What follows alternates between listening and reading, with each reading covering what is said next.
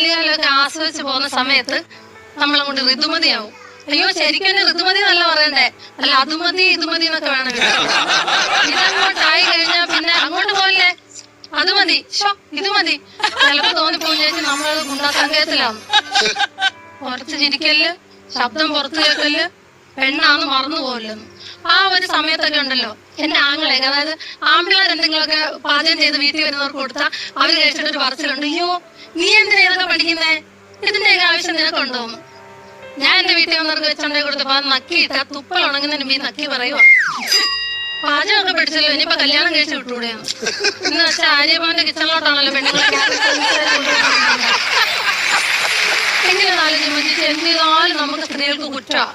ഇപ്പൊ നമ്മൾ കല്യാണം കഴിച്ചിട്ട് ഭർത്താവ് നമ്മൾ സ്നേഹിക്കുകയാണെങ്കിൽ പറയും, വന്നപ്പോഴേ വശത്താക്കില്ല അവനെ, ഇനിയെങ്കിൽ അവൻ 2 അടി ഇട്ടുമ്പോഴത്തേക്ക് നിന്നങ്ങ് കൊണ്ടാ പറയും.